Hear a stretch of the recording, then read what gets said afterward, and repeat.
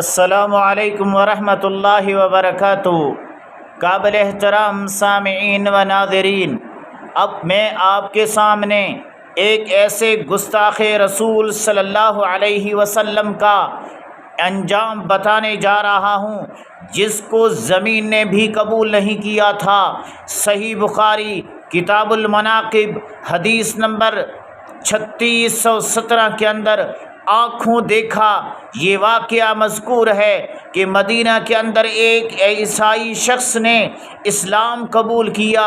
سورۃ بقرہ اور سورۃ آل عمران بھی اس نے سیکھ لی۔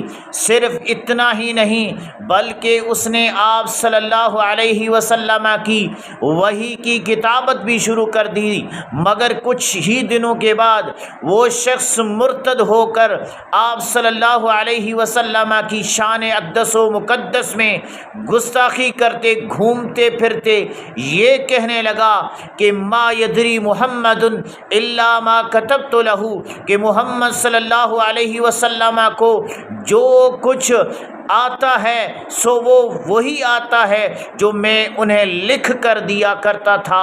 اللہ کا کرنا ایسا ہوا کہ مرتد ہونے کے کچھ ہی دنوں کے بعد اس گستاخ کی موت واقع ہو گئی۔ عیسائی مذہب کے مطابق اس کی تدفین کر دی گئی، مگر جب دن کا اجالا ہوا تو اس کے ساتھ جو ہوا اہل مدینہ نے اپنی آنکھوں سے دیکھا کہ اس کی لاش قبر سے نکل کر زمین کے اوپر پڑی ہے۔ جب عیسائیوں نے ایسا منظر دیکھا تو مسلمانوں کے اوپر یہ کہہ کر الزام لگا دیا کہ یہ محمد صلی اللہ علیہ وسلم اور اس کے ساتھیوں کا کام ہے، کیونکہ اس نے ان کا دین چھوڑ دیا تھا، اس لیے انہوں نے اس کی قبر کو کھود کر اس کی لاش کو باہر نکال پھینک دیا۔ چنانچہ انہوں نے پھر اس کی دوسری قبر پہلے سے کہیں زیادہ گہری کھودی اور اس کو دفن کر دیا، مگر اللہ کا عذاب دیکھیے، جب صبح ہوئی تو اس گستاخ کی لاش پھر زمین کے اوپر پڑی تھی۔ اب کی مرتبہ انہوں نے یہی کہا کہ یہ کام محمد صلی اللہ علیہ وسلم اور اس کے ساتھیوں کا ہے۔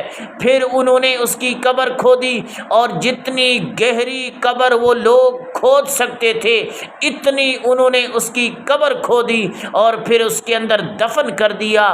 لیکن جب صبح ہوئی تو پھر اس گستاخ کی لاش باہر پڑی تھی۔ فعلموا انہ لیس من الناس، اب انہیں اس بات کا یقین ہو گیا کہ ایسا کرنا کسی انسان کے بس میں نہیں ہے۔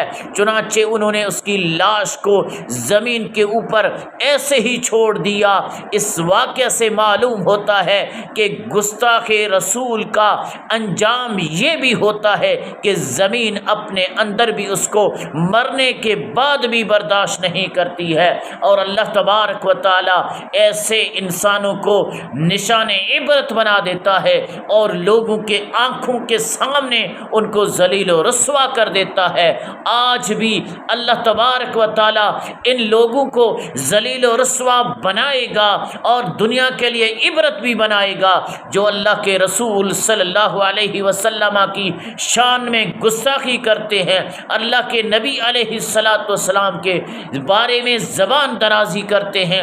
اللہ ان کو ذلیل رسوا اس دنیا کے اندر بنا کے انشاءاللہ ان کو نشان عبرت بنا دے گا۔